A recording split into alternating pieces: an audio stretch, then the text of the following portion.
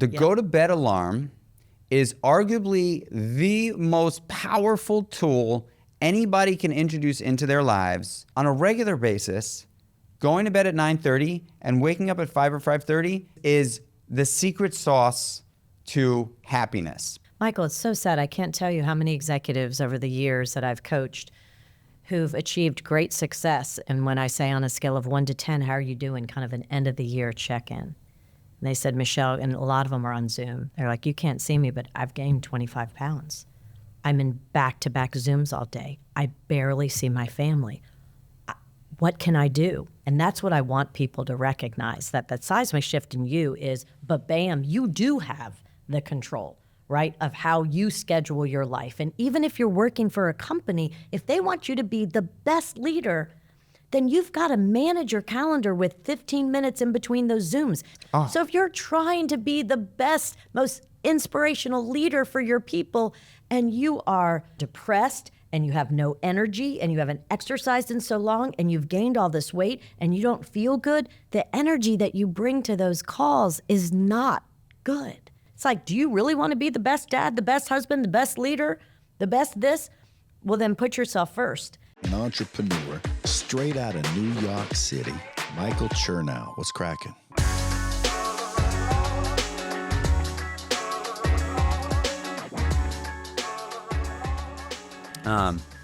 So we fell in love, not only like, I've been with my wife forever. Like it was like a great, we're on top of each other a lot in the pandemic. So like, there's a lot of shit that you got to go through with that.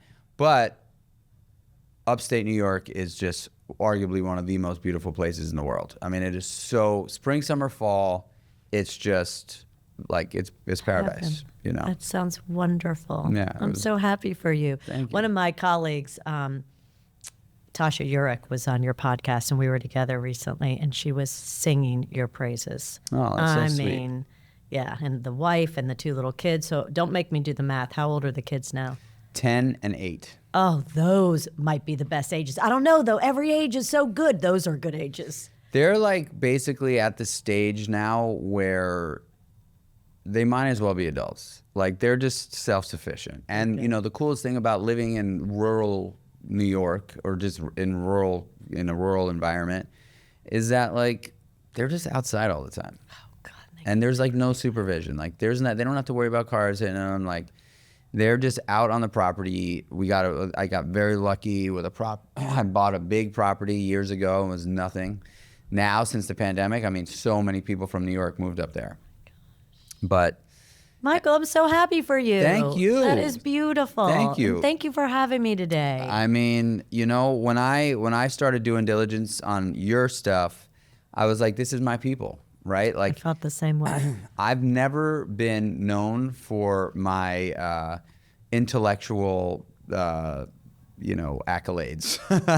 but my ability to connect. Totally. Right? Like Yes. and your whole entire philosophy on success in business and just in life is the ability to connect. Yes. So I have a question for people that rest on their intellectual laurels, right? And that is their calling card. How do you talk to those people about connection being a more powerful skill set? Great question. And I do an exercise in my leadership class every semester to prove this point. So I ask them, and I run various leadership academies, so not just for students, but for mid-level managers. I run the Saints Leadership Academy. We do this exercise every year. I give them sticky notes. I said, I want you just to think right now, imagine, try to remember your best boss. Your best boss. Why was he or she great? Take 3 sticky notes and write down 3 characteristics. Why? And so then I've got a Venn diagram on the whiteboard. You've got IQ, EQ, and FQ. So you have that intellectual quotient, emotional quotient, and the functional quotient. I said, go ahead. And so sometimes I have 50 students, 50 members of a leadership academy. Go ahead and put your sticky notes. Do you know how many of them end up in IQ? Typically 2 at the most. It is all emotional intelligence. It's about how your leader made you feel. You knew that they cared about you, believed in you, they inspired you. To answer your question, those who believe that it's my IQ that's going to get, your IQ will get you in the door.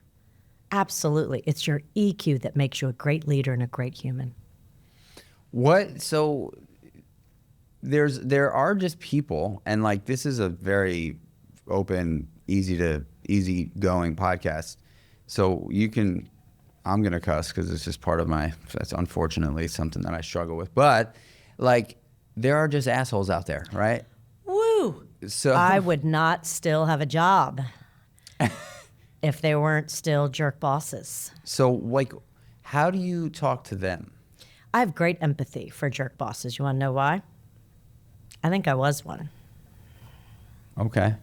Back in my 20s, I think I was 28 years old, brand new MBA professor, trying to prove myself, looking around. Nobody looked like me. Nobody acted like me. Nobody had my energy at 8 a.m. It was obnoxious. It drove the students crazy. I wanted to be successful. And so I became a jerk boss without even realizing it, you know? And so I have great empathy for jerk bosses. That old style, however, of command, control, authoritarian, micromanagement, it's just no longer effective, Michael. I think it was for a while. I'm a Gen Xer. I mean, I was like, aye, sir, whatever you say. You say jump, I say how I don't ask any questions. I do it, I get it done. I was a latchkey kid, like, man, I got this. And then all of a sudden, the generations change. The millennials, I remember staring at me probably in 2000, and they said, we don't want to be like you are. And now we have the Gen Zs. I've got a 21-year-old. That's a Gen Zer. Mm-hmm. She doesn't want to be like me. Loves me, doesn't want to be like me. So we have these generations where they're like, we see you and we choose differently. And so that's why that jerk boss, they're still out there. I have great empathy because they're probably doing what they were taught, how they were mentored, maybe their little league coach, their father, their mother, somebody showed them that to be a jerk boss was effective. It doesn't work anymore. You're not going to attract top talent. You're not going to retain top talent. You're not going to get the best out of your people. So the Seismic Shift in You is really the book that I just wrote with Marshall Goldsmith. The first book I wrote was all about leadership because I had that aha moment like, oh, shit, since you gave me permission to curse. It was an oh, shit moment like, that's me. Oh, Lord, that didn't work for me. I was able to pivot. Let me now help the jerk bosses who may not know that they need to pivot. So I wrote that first book in leadership. This book now, The Seismic Shift in You, it's because now we've got an addiction to our phones and technology. So do you remember, Michael, when campuses used to be buzzing? You'd walk through a university campus and there was a buzz, there was energy, electricity. You'd walk into a classroom before the professor walked in, and there was a buzz. You'd walk to the cafeteria, you'd go to the coffee shop. Correct. Everybody's heads down. Correct. So we've got a problem. Big one. Huge. And all the research is coming in saying that it's not, as much as you and I both value exercise, and we'll talk about that, and sleep, and our diet, how important that is. The number one determinant of our health and our longevity is connection. That's all the research is coming in, and yet now we're looking around. Even in New York City, you're walking and you bump into people constantly because they're looking down on their phones. And you can laugh about it, but it's kind of dangerous, right? We're becoming more and more focused on just this and less focused on Well, this. you know what's so interesting? That they're still called phones. Great point. They're still called phones, and yet nobody ever talks on them. Oh my God, I never thought about that. Oh my goodness. Well, let's come up with what should the word be? We're going to name it on this episode. We are addicted to our platform, our technology. So my thought process here is our phones have the best, speaking of phones, of course, my phone is buzzing right now. Let me turn this thing off. Well, I think it was perfectly timed. Yeah, someone's calling me. Actually, that And would have been a phone not call. talking to them. So our phones have the best lives, right? Like they get all the attention. They see everything before we do. So something great happens, it's going to be right in front of our face. It's going to capture it, and we're going to look through it through their lens. The phones have the best freaking lives. And the beauty of that for the people that create those phones is that they now know what everybody on the freaking planet is doing. And I'm not like one of these like, oh God, like they're conspiracy theorists, they're tracking everything. But they are tracking everything, and we don't get to experience it, our phones do. And so I have actually just invested a decent amount of cash into something called the Light Phone. And I can't wait for it to show up. Unfortunately, it doesn't show up till February. But the Light Phone is a phone that has a phone. You can text message on it. It has a calendar, it has a note taker, it does have a camera, and it has a GPS. And that is it. No social media. No social media, no email, no nothing. Some of the biggest deals in business history, if not the biggest deals, happened prior to email and phone. It just is a fact, right? The Rockefellers got rich way before the phones. The Ford family, way before the phones. They just did. And we have set the expectation in business that we need to be hyper available. There is no room for, somebody writes you an email. If they don't get a response within 2 hours, they're like, what's going on with this person? It is terrible. It's terrible. And terrifying. And terrifying. And it is the antithesis of connection. It robs our lives, and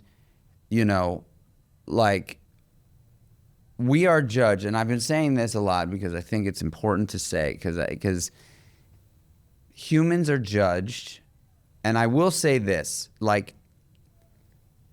humans are judged based on, in America anyway, the job they have, the car they drive, the home they live in, the watch they wear, the clothes they wear. That is what they are judged on. That is actually what, when somebody walks into a room, somebody is sizing that person up, and they're not thinking to themselves, how many friends do they have? What do they do for fun? What kind of hobbies does that person have? Imagine everybody was judged on that. Imagine everybody was judged on the quality of their relationships. Imagine. That's what my whole book is about. You are absolutely right. And this is terrifying.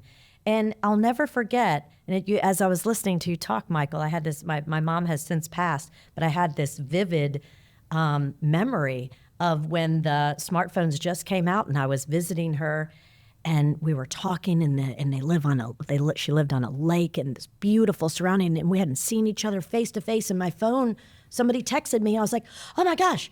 And I immediately started texting back. It was one of the first reactions. And she looked at me, she goes, I'm right in front of you. Why are you doing that? And that was at the very beginning of all of this insanity. Now that's what everybody does. Something vibrates and you give the attention to this and not this. And when I walk into a classroom, and now what I teach is this connection stuff. So my students know it's very small, and we do role plays, we do exercises, empathy, listening, asking great questions, values, all that stuff. It's one of those classes. So not in my class, but when I walk by, like I said earlier, and the class is waiting to start, no one is talking, no one. Okay, so we both agree we're in a serious crisis. That's what I believe that we're in. I agree. So again, all of the research is now out there, but I don't think people are even reading that how lonely, isolated, and depressed we are feeling as a result to our addiction and codependency. And it's only going to get worse with AI.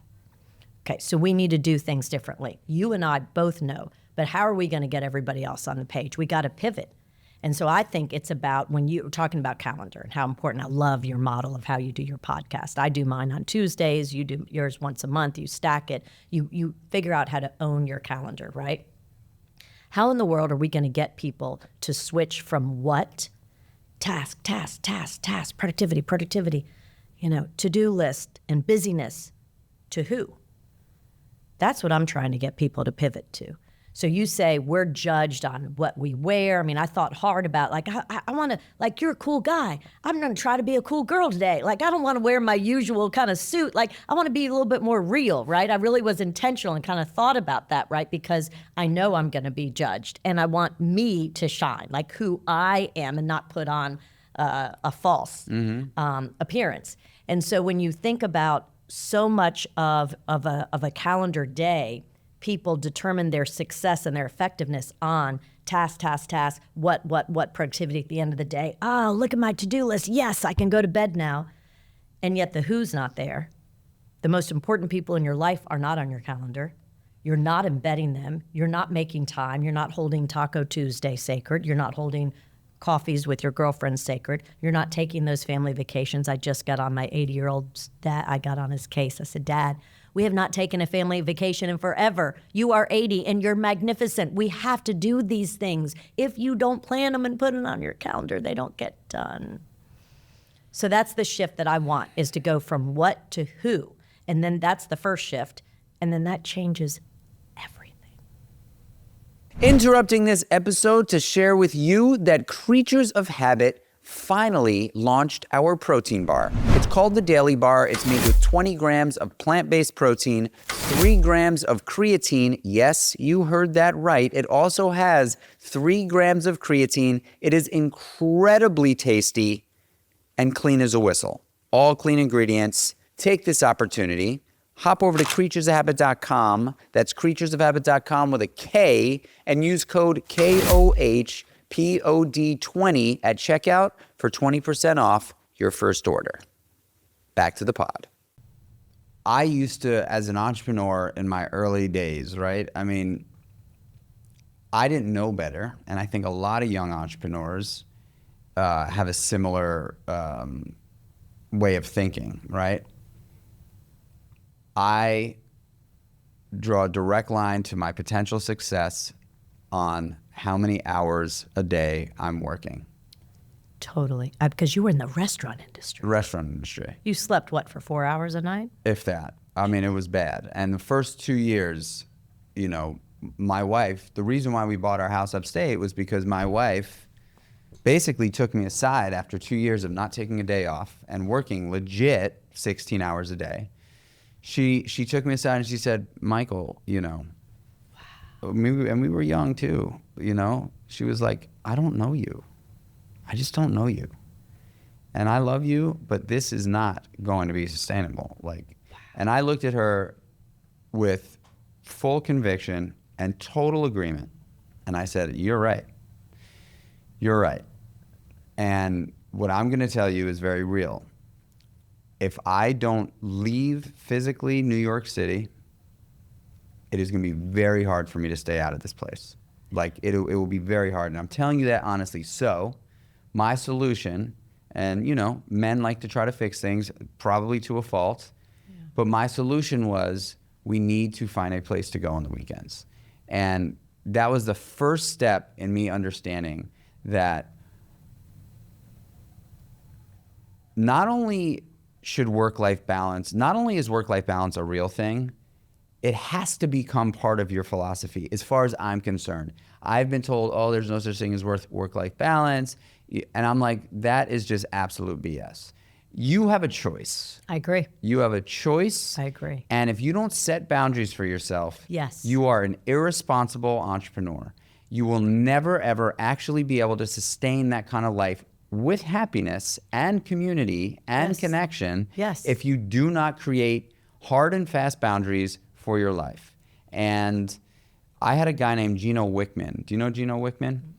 So Gino Wickman, he founded something called the Entrepreneurial Operating System, EOS. Oh, of course. Yeah. A bunch of my executives use EOS. Right. So I didn't realize he started it. So he started it, and I had him on the podcast. in the beginning of the pandemic. And this guy is very successful, like just a great guy. And I'm talking to him, and he's like, Michael, I take 150 days off every year. That's amazing. And I was like, what? He's like, 150 at minimum. And I was like, okay, well, first and foremost, like, he's not ashamed to say that. And he's actually, not only is he not ashamed to say that, he is fucking proud to say that. And I was like, okay, can you please break this down for me so that some of that could rub off, right? Because I had gotten way better, but I was still. You were not there. No. And so he said, I'll break it down for you. I take off every weekend. Do not work on the weekend. Do not open up the computer. Do not do it. Do not check emails. Do not do it. 52 times 2 is 104. So I take 104 days off just by weekends alone. And then he says I take 2 10-day vacations every year. That is 124 days. And then I take the whole month of August off with my family. And we might stay home. We might go out on a vacation. But the whole month of August, I am not working. I am taking a mini sabbatical every August to reset and appreciate my life. And I was like, man. He's my hero. That is just it. And let me tell you something. That's amazing. I'm there. No way. I was going to ask you, but then I was I'm like, there. oh, am I going to put you on the spot? You're there? I'm 2 weeks shy. I take at least 2 weeks off in August, but I don't take the full month yet. You don't work on weekends. I do not work on weekends. Do not work on weekends. And then let's talk about calendar. This is fabulous. So then you stack. You have once a month I do this.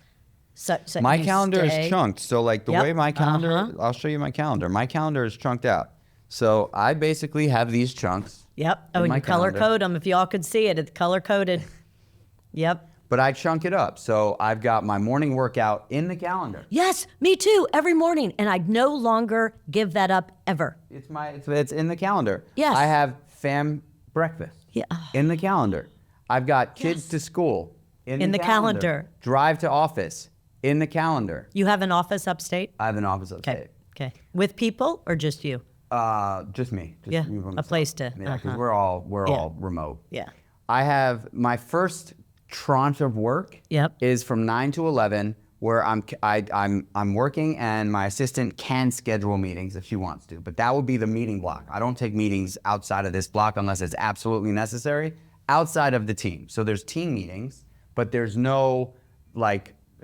Marketing meeting, finance, right? Well, no. So like I will have those intermittently throughout the week, but I will not take like a pitch meeting. Or I will not take like somebody wanting to introduce me to a new service meeting. It's just strictly the only meetings that I take outside of this block are with my internal team.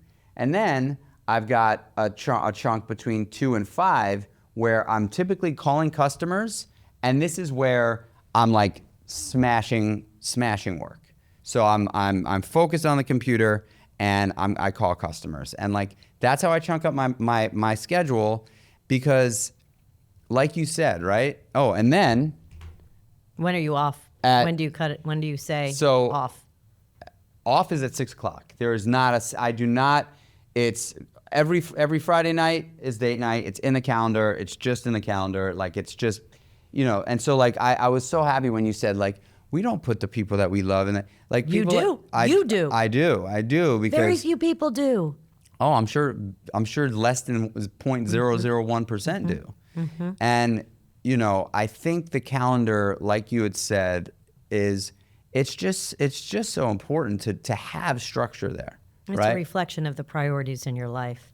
And if they don't reflect the most important people in your life, come on now. So we just literally covered the top 3, I think the most important shifts that I talk about in this new book is that shift from what to who to that connection mindset, right? Because I truly believe, I just came up with this walking my cute little Millie dog around the park. I believe that productivity without connection equals emptiness. And I think so many, at least Americans, got on the productivity train or the treadmill or the hamster wheel, and they're struggling getting off, right? But yet so many executives, particularly CEOs, who get to the very top rung end up feeling empty because they didn't prioritize relationships. They put, you know, in any case. So that first shift is huge. And then the second shift, it will surprise many listeners, not you. The second shift caught me by surprise because here I am writing a book. I took an entire year sabbatical. I'm writing this book with Marshall Goldsmith, who has been my mentor, my hero, you know, New York Times bestseller, I think 43 books, #1 executive coach in the world, #1 global thought leader, at least in my world, which is leadership. So he's co-authoring, he's retired, co-authoring this book with me because he believes in me. I take the year off, and I think I have an idea of this book all about connection and humanity and heart, and because we're in this crisis. And then I realized the second shift. Here I am telling everybody you have to shift towards connection, towards the who, but then I realized the second shift of prioritization has to be you first. If you are going to be great at connecting with anybody, you have to be great at connecting of what fuels you, what you should hold sacred. So if exercise is important to you, I used to give all of that up. If a client called, if somebody wanted me on a podcast, Michael, if you had called and said 8 a.m., I would have said, screw Pilates. I'll see you then. Now I'm like, Michael, you got another time? I really need to do Pilates every morning for me. But I had gone through years of saying yes, yes, yes, yes, yes, at a great cost. Great cost. You know that does it still do this? I haven't had a dead battery in a while. But in the older cars, when you had a dead battery, it used to click, click, click, Yep, click. it does that. I didn't even have a click left when I got my dead battery. Like I had nothing left, thinking I was doing the right thing. And I'm sure many of your listeners can relate to that when you think, oh, but man, I've got this great opportunity. I have this best-selling book. I want to help as many people as I can.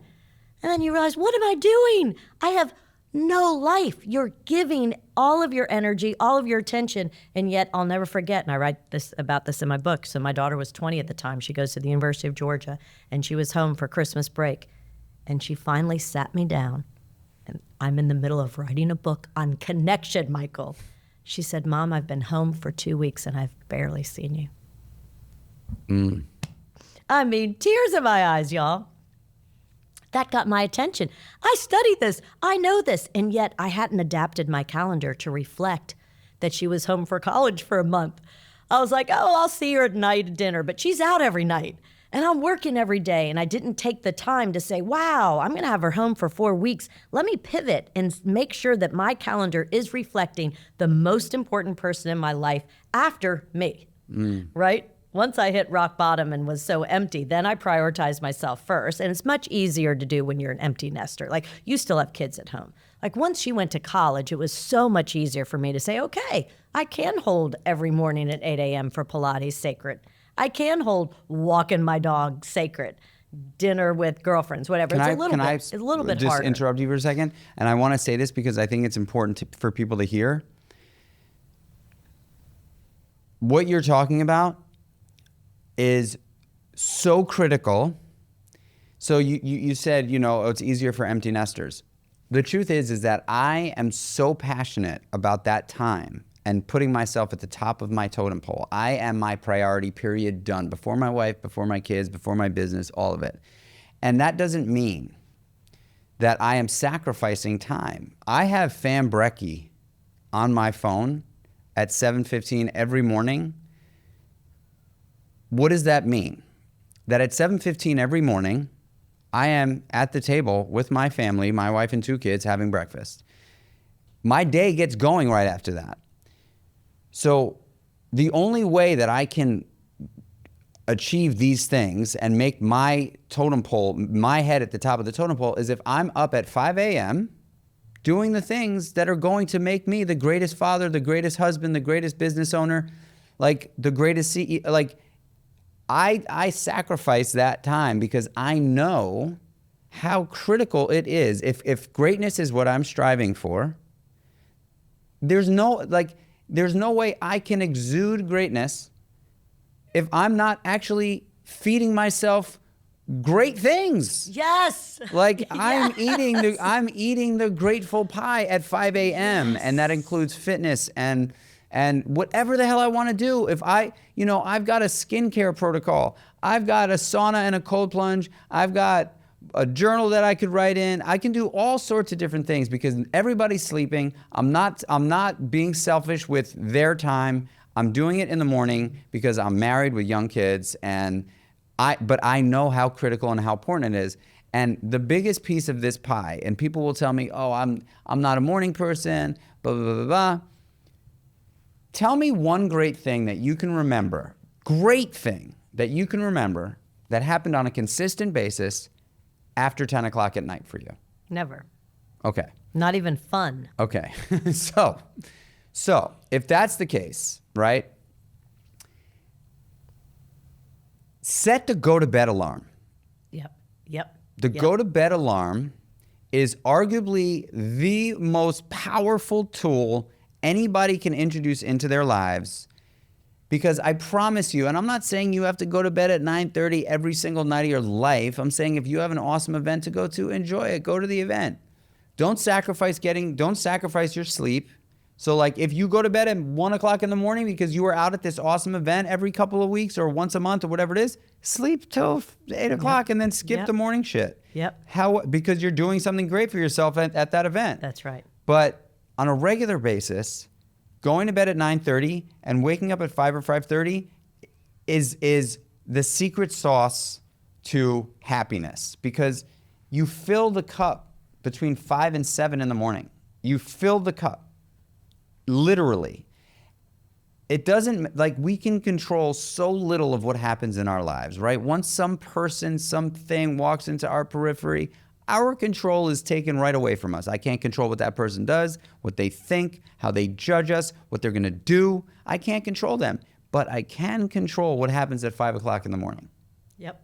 Because no one is around. Because not enough people wanna put in that fucking time.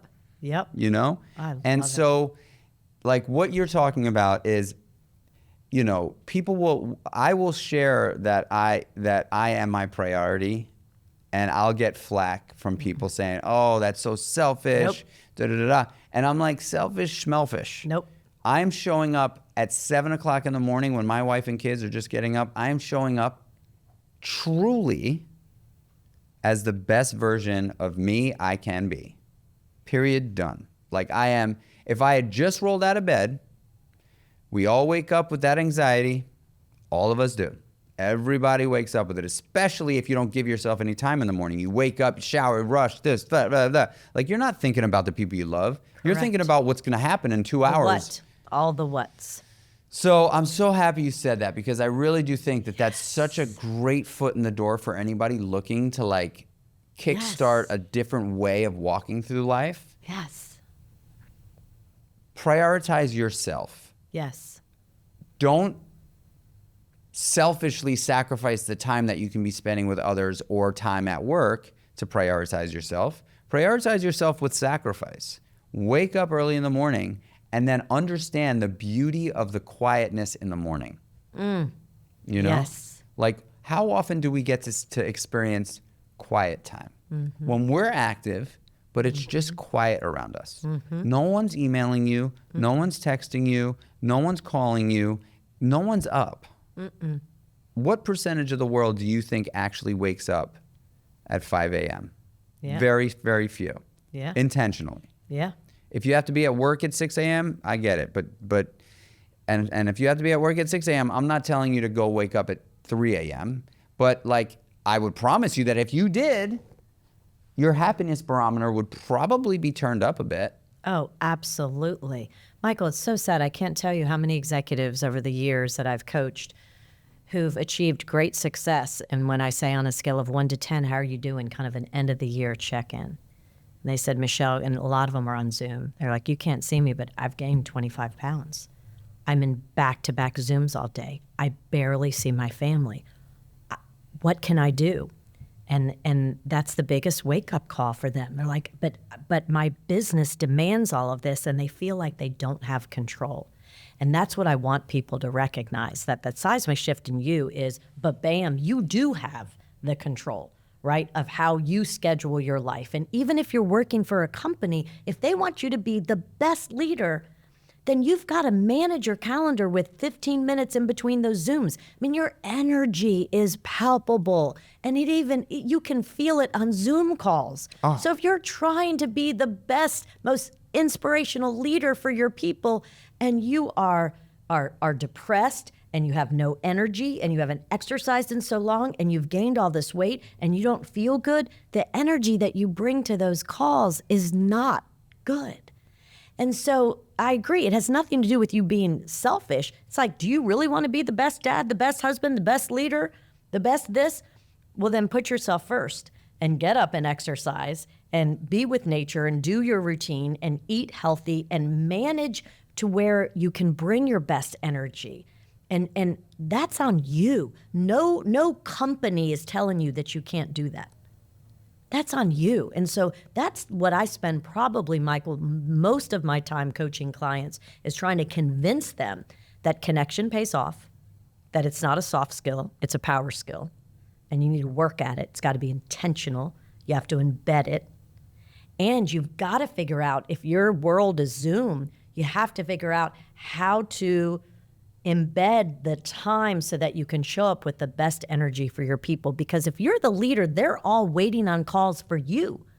Their most important meeting of the day is the one with you. But you have 12 of those, right? So you've got to figure that out. Energy is so important.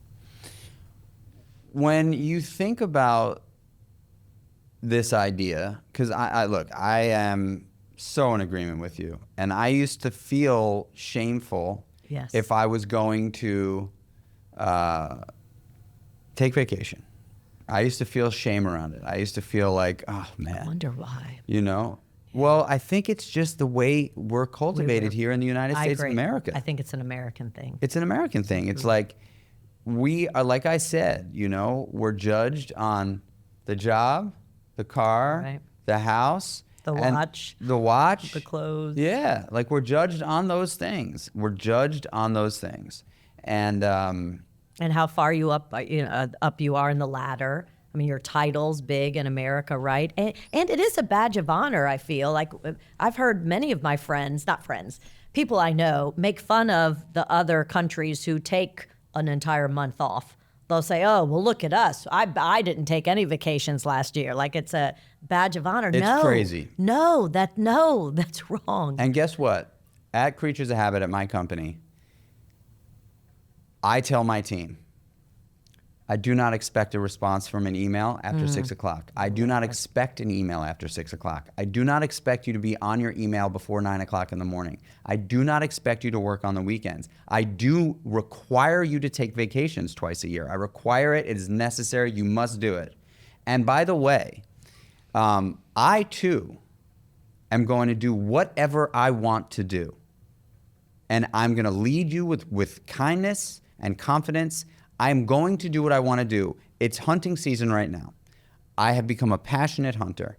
Every morning from 5 o'clock to 9 o'clock in the morning, I am hunting. No phone, no. And in the afternoon, if it's not crazy, I'm done at 4 and I'm hunting from 4 to 6. And I'm in the nature and I am recharging my battery so that I'm taking life, I'm taking the bull by the horns. I've created the opportunity for me to be able to do this. I never say I'm the boss, but I'm the freaking boss. And I've been able to create this life. And I used to feel shame around that. I used to feel shame about being like, oh yeah, well, guess what? You know, I'm gonna go to my kids' soccer practice at 4:30 on a Thursday. I used to be like, God, how am I gonna tell the team that? And then now I'm like, I've created this. And by the way, if I'm leading you well, you're going to support that and be fired up about that and like be like, yeah, my boss, dude, he's such a great boss. He's such a great guy. He's a family man. He goes on these vacations. We're kicking ass as a team. Like, they love that. They want that. We need that. We need more of you. We need that as a role model to give permission. We need leaders who say, I'm totally human. Sometimes I screw up. Sometimes I curse. Sometimes I make mistakes. I'm human, and I see you as a human too. I'm tired of leaders who will say to me, well, I'll say your employees. I just conducted a survey, and your employees really would like to have more feedback and appreciation, and to know that they really did a good job. Well, their paycheck is their reward. I'm tired of that. I'm also tired. The second thing I'm tired of is, well, I mean, your professional self is one thing, and I don't really want to know about their personal lives. I'm not asking anybody to be a therapist. I'm not advocating for self-disclosure. I don't want to know everything about everybody's life. What I'm advocating for is just show up human and see your people as human. And occasionally do ask about their kids. Because those days are over where you just bring this self to work and then I can be my real self at home. So I think, and we had talked right before we started recording, I think there's an integration going on right now, and I would love to figure out your terminology. You said something about it's a new form of intelligence. There's a new form of intelligence. Well, I think it's really sort of rewiring or reestablishing what smart is actually, right? Like reframing. That's a lightning smart. Bolt moment. Say that again. Yeah, like let's reframe how smart is perceived, right? So it's a new form of intelligence. And I'm thinking that we're in this integration phase. And so we don't even know what to call it yet. But I truly believe, I'm calling it connection, you called it EQ, whatever this is, this new form of intelligence, this is what will determine not just whether we survive, because we are withering at the vine right now. 60% increase in premature death. 1 in 5 of us globally, Michael, are depressed, lonely, and isolated. 30% increase in strokes and heart attacks. It's killing us, literally, unless we do something about it. So we've got to pivot, as you and I have talked about, and we almost need new language that hasn't even. Well, I think that if I had to really boil it down, I do believe that some people inherently are just better at connecting. Yes. Right? Some people inherently, like, I think my superpower, if you were to say, what's your superpower? It's, for me, I've always said it's connecting with humans at scale. Like, that is what I live, eat, dream, and sleep to do. I love doing it. I could do it all day long. You put me at the White House or you put me in Watts, I am making friends and getting phone numbers. I'm just doing that. That's who I am. And I don't know if that is, if I was born with that or if that's just a skill that I've honed over the years. But I do believe that at the end of the day, AI is coming and like a lot of work is going to get, covered. And when people are going through we was just talking about this on another podcast today, when the people that make the decisions are going through their mental Rolodex, they're stopping at the person they like. They're not stopping at the person that's just the best paper pusher on the planet. They are stopping and pausing and not like stop scroll on the person that made a great impression on them and that they like. It is just that simple. AI is going to be able to handle all of the technical work. They got to like you. Like long term, they got to like you. So I'm thinking when you were walking out of this podcast studio and I was sitting in the green room and I came out and sat right next to the studio and you've been working all day. I'm probably one of your last. And you came out and in 30 seconds, you made me feel seen, valued, appreciated. You made me feel good as a human. And you did that in less than 30 seconds when most people probably would be like, hey, yeah, I've got all this, blah, blah, blah, we'll see in the second, right? Let me get it. You do have a superpower. So I'm trying to give you a compliment. Thank you. I'm trying to give you a compliment. Like you just were able to look me in the eye and say, I'm so excited, Michelle. Like I vetted you. Like I know what you're doing. I know what you're out there doing. I can't wait to have this conversation. So when people shy away from, connection, I don't have the time, or I'm not good at that, that's BS. You can do it in 30 seconds. Just look somebody in the eye and show them that they matter. Like, you matter. I can't wait to have this conversation. You matter. That's, to me, the definition of connection. Well, I will say one other thing, and because I think you and I are probably two peas in a pod, like your energy immediately, and I think this is another thing that anybody in an executive seat or a aspiring entrepreneur or a dinosaur business person can take with them from listening to this. Energy is not experienced through words necessarily. Energy is the when somebody sees you, they are able to pick up on your energy right away. And by the way, eyes wide open and a smile, like that, what you just did right then and there, just sent awesome energy my way. Boom. I was just like, I've just been acknowledged. She recognized what I just said. She didn't say a word. She looked at me and she smiled, and then I just felt good.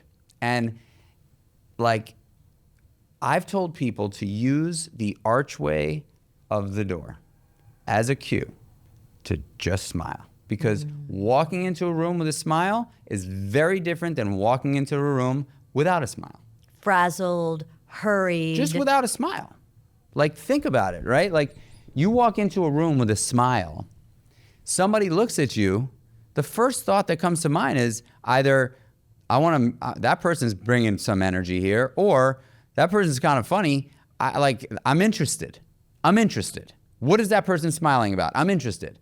Whereas you could walk in and just, whatever, on your phone, just energy down, not really looking up, not engaging the room. Like, what we're talking about is so critical, and in many circles would be poo-pooed on.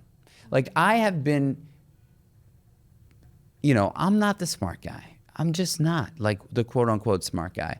I'm not the guy that's going to create the spreadsheet and build out the model and build out the forecast and, tell you the marketing plan step by step by step. But I am the person that is going to lead you with confidence, surround myself with the right people to do those things that they love doing that I don't like doing, but they're excited to be a part of a team because there's like that connecting thing. It's the connecting thing. And people follow you. It's the connecting thing, and that, I think, is what it is. And so, like... That's leadership. Everything that you just said, people want to follow you. That's why you're so successful. That's leadership. But so as an executive coach, I'm curious to know, like, what do most people come to you for? What do most executives knock on your door about? Most executives come to me because they've been told that they're very type A and controlling, and that they don't empower their people and let them lead. And that's the toughest transition I've seen in leadership, is you go from having to know all the answers and from a very operational mindset. And so you get right here, so you might be kind of mid-level. And then for you to get higher, you've got to become much more strategic. And for you to do that, you got to let go. To pull up, you got to let go and trust and empower. And that is tough when you've been told and you've been rewarded your whole life for knowing all the answers and doing all the work. So it's typically at that level when I get most of the leaders that I coach. And the first thing I do is I conduct a 360 with about 20 of the people they work with. And I believe that's the only way I'm successful as a coach, is I think for the first time, a lot of them for the first time in their lives, they're reading a 20-page report of how everybody views them. And it's typically not all glowing. And when you see that in writing, that typically is the impetus for change. Not just, let me tell you about connection.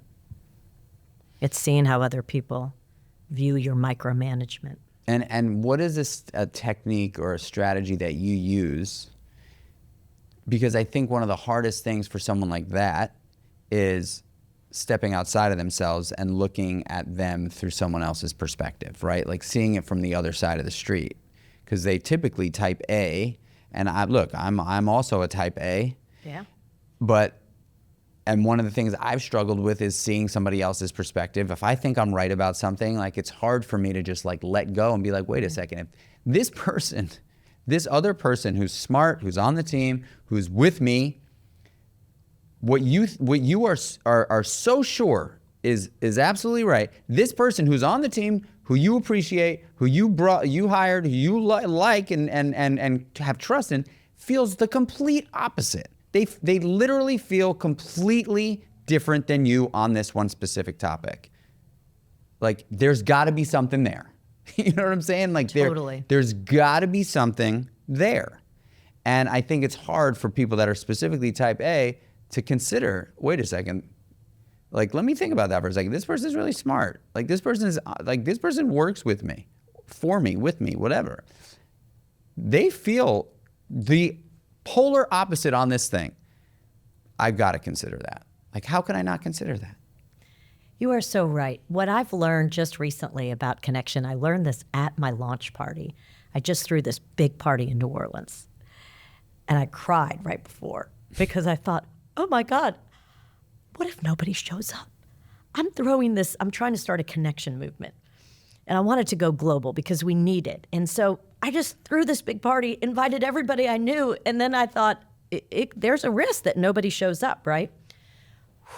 People showed up. It was a blast. And then as I'm talking, so many clients came and friends and family and high school friends from all over the country. It was just this beautiful moment.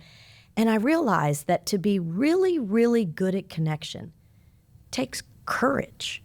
So that person that you're talking about, that took a lot of courage to say, Michael, I don't agree.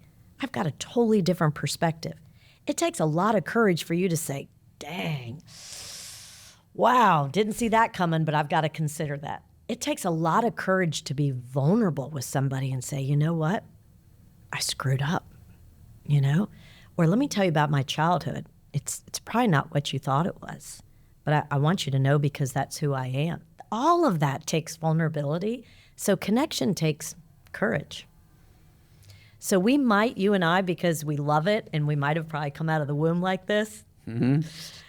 For others, again, I have great empathy. You know, I dissed them earlier in this interview. I said, that's BS, connection's easy. But as I'm listening to myself talk, maybe some people struggle with it because it just feels very vulnerable. For the executive, for the C-suite, for the CEO, for the aspiring who knows that they're struggling in this arena, what's a couple of things that you can give them right now to just potentially start to move in a different direction? Conduct your meetings differently. We're so tired of being talked at, and now you add on Zoom, and people are just assuming they can hop on Zoom and just talk at people and go through an agenda and then ask at the very end, do you have any questions? And they wonder why nobody speaks up. That's not connection. So I think what used to be called communication is much more just one way. Oh, I communicated with them means I sent an email or I ran a 15-minute meeting. No, but you might have communicated with them, but did you connect, right? So I'm advocating a very different way of meetings, whether in person or on Zoom. I'm saying begin with a connection question. Get to know your people. If you're talking about some new marketing strategies, say, gosh, you know, I'd love to know in some of your other companies, what were the best marketing campaigns that you had? Like, I want to learn. And begin with that. Get to know them at a deeper level. We've got to go deeper. So number one, begin with a connection question. Number two, if you've got a big call on Zoom or on Teams, use the breakout feature. And just say, you know what, before we dive in, because we're really trying to brainstorm how to increase 30% revenue, and this is tougher, how to come up with some cutting costs. I really want you all, I feel like we've got a couple new members of the team, take like 5 minutes in a breakout, you know, and just talk about what, again, some experiences you've had in the past. Or you might, whenever you have a new team member, you have a brand new team. So you might say, you know what, we're going to welcome this new team member to our group today by sharing, like, what is one funny story from your childhood? But choose something that speaks to you that's more in line with your personality. Some people feel uncomfortable. They call it an icebreaker. I don't think it's an icebreaker. I think you just need to begin meetings now going deeper in saying, I see you, I care about you. It can be easy as like, man, this was a beautiful weekend. I'm just curious, like, tell me something fun that you did. And then dive into the agenda. And then here's the second thing, agendas. Rather than you feeling like you as the leader have to own the meeting, share the agenda. In other words, one meeting you can run it, the next meeting I'll run it. Like, you don't always have to be the leader of every meeting because everybody's going to run it differently. And then rather than having agenda items, this is number 3, have agenda questions. Like, hey, here are a couple of questions that I wanted us to talk about today. I want a conversation. I'm not here to talk at you.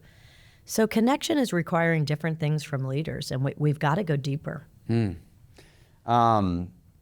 I want to talk about your book as we wind down. I know that so you're a best-selling author, and your book, The Seismic Shift, is that the newest book? Seismic Shift in You, just launched this week. Congratulations. Thank you. I'm really excited to read it. Thank you.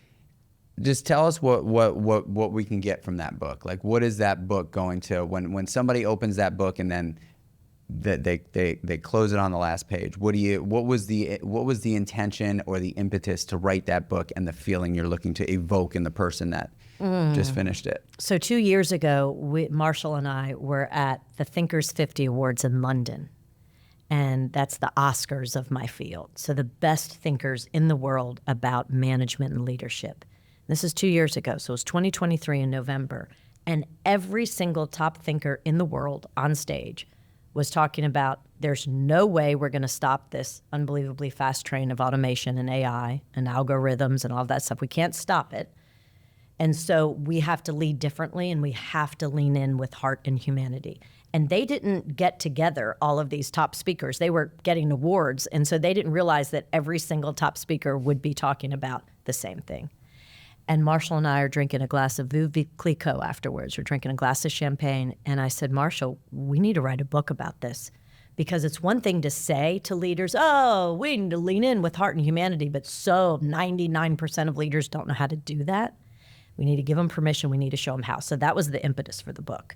So we just launched it in London in this November at Thinkers 50. Wow. As a tribute to say, thank you so much for inspiring us. And now we wrote the manual. So what is the seismic shift in you? It's 7 necessary shifts. And it's not just for leaders. It literally is for personally, professionally, it's for humans to figure out why we need to pivot because there's a crisis and disconnection is killing us. Number 1. So we have to make a change. And so we wanted to give actionable little shifts of how to shift your perspective from the what to the who, how to shift your priority to make sure you come first or you're no good to anybody, how to shift your calendar so that it reflects your most important relationships, how to shift your meetings so that you go deeper and you're not just talking at people, you're having a conversation, how to shift your conversations so that they're more inclusive and you want different perspectives because diversity pays off, and then shift your language so that you stop using but and you use and. You stop using just, that minimizes. Just different word changes will improve connection. And then ultimately it's shift your energy and to be so intentional with the energy that you use and how it shows up. And we believe that if you, and these are tiny tweaks, these are not huge, if you can figure out how to make these tiny 7 tweaks, then you will be driving connection, which will get more satisfaction in your life. So again, it's not just achieving financial performance, which I've spent so much of my career as an academic and as a professor trying to publish all these papers showing that connection drives financial performance. Guess what? It does. But that's not what this book is about. It's about we as humans, how to have a more satisfying and fulfilling life by focusing on what really matters. I mean, I can't wait to read it. For me, one of the most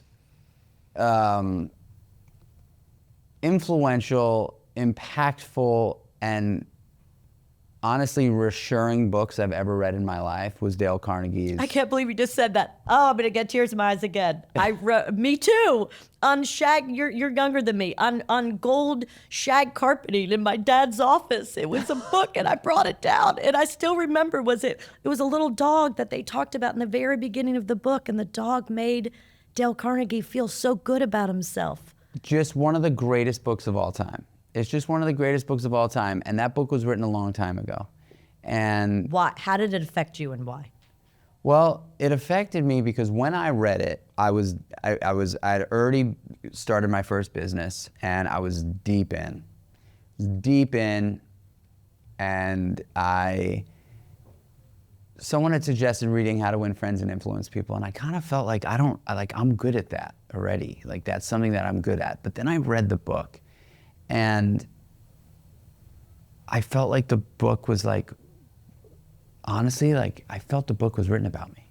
Like I was like, this is what I do. I've never been able to articulate it this way. Yes. But that's when that superpower came to the surface for me and said, holy smokes, like this is what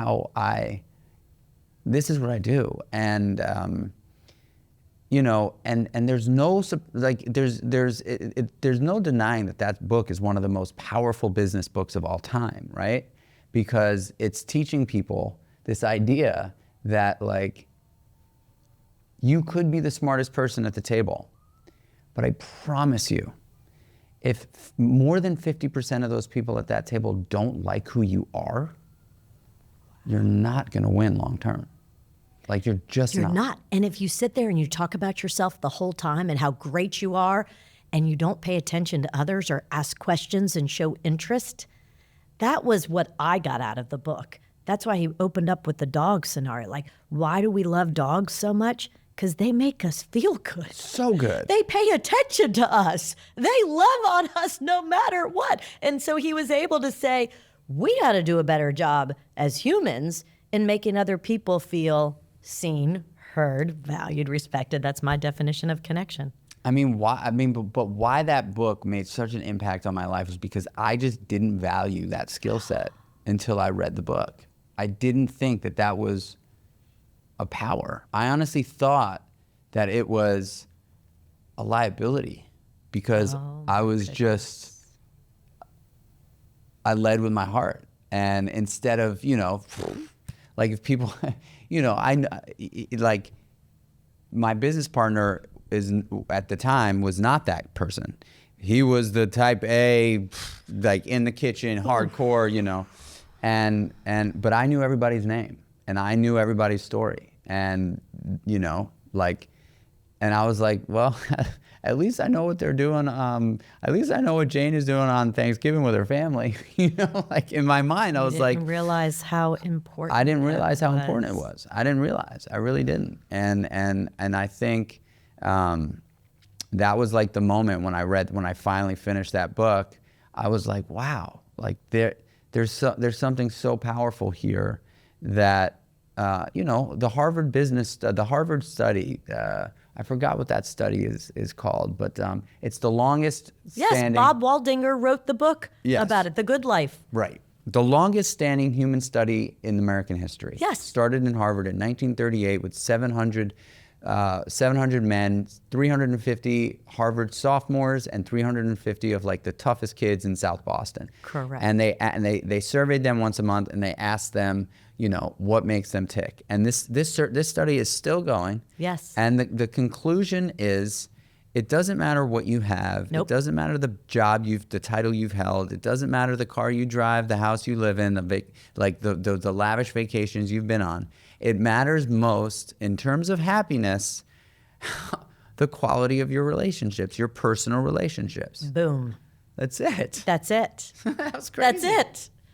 So the seismic shift in you is that's it. We have to pivot towards that mindset right now. We've got to get ahead of it. If we already know that disconnection is literally killing us, and it's only going to get worse with our addiction, right, to technology, then we've got to get ahead of it and do things differently. So thank you for giving me this opportunity to talk with you. I've loved it. I think I've teared up more. This was such a great conversation. It's such a great conversation, and I think, and I'm so excited to be able to push this out and chop it up in a billion different ways, because there's so many nuggets of content that, somebody scrolling on their phone hears something that you said that is real, and now not only is it real, but it's proven in the longest human study to date in the United States of America. It's proven to be true. connect more with the people you love. Like, if you're not spending as much time laughing with and loving the people that you cherish most in your life, you are missing the fucking boat. And like, I just believe that. I just believe that. And you're such a great person as an advocate for that, and applying it to the world of business, where like no one really thinks to do that. You know, like people are just like, oh, keep that to your, personal life. And it's like, hey, you know what? If you can't be who you are in your personal life at work, you're a phony. Totally. We have one opportunity, one person, one day at a time, one life. It's just you. There's not two yous. It's just you. And if there are two yous, then you need to read this book. Where can people buy the book? At your local bookstores, Amazon. I just finished the audiobook in my voice, so if you want to be put to sleep.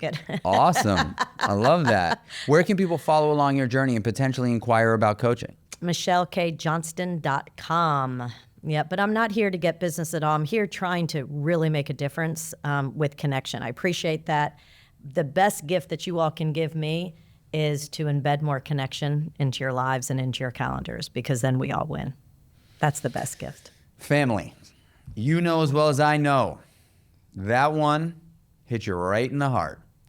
It certainly did for me. I love being able to sit across the podcast table with someone that I just know I'm a kindred spirit with, that I know is, I don't question whether this is the right thing or the wrong thing. I know in my heart, and that might not be in your heart, but I know in my heart that we all need to start paying more attention to this topic. Technology is stealing your soul. Your soul is everything. The attention that we give to the device, just imagine, and you might be surprised, you might not be surprised to know that you probably spend 7 to 8 hours a day on your device, if not more. Imagine you were able to repurpose even 20% of that. And I would argue to say at least 50% of that time on your device is a waste of time. You're not being productive. Imagine you were able to repurpose even 20% of that into your personal relationships, the people that you love, connecting with the people that you work with and learning about them, understanding who they are, not what they do at work, judging them for who they are in life as a human being. Imagine you were able to repurpose that 20% that you spend sitting on this device, the bane of human existence. Get the book, read the book. If this is foreign information to you, really immerse yourself in this, because I am going off of this. As soon as that light phone comes, and I have set serious boundaries on this thing. Like, I have serious boundaries with this. This is off at 6 o'clock at night. It is off. Like, not just like away, down, face down. It's off because of how powerful this thing is, how magnetic and attention grabbing this thing is. I literally have to turn it off. What a conversation. Do me a favor, share the podcast. Share it with a friend, share it with your family, share it on social media, post about it, tag us, post about it. That is all I ask of you guys here listening to this podcast. This costs you nothing. Share the podcast. If you're feeling super generous, give us a 5-star rating and a review. That would be a cherry on top. But I just like, my cup is full. My cup is full. I really felt recognized, identified in this conversation. And I'm so grateful for having Michelle Johnston on the podcast, and buy her book. And I know she's not here for business, but I guarantee you it'll be a good one. Or listen to it. I'm going to listen to it. And yeah, I appreciate you. I love you. Thank you for subscribing to the podcast. And until the next one, y'all, peace.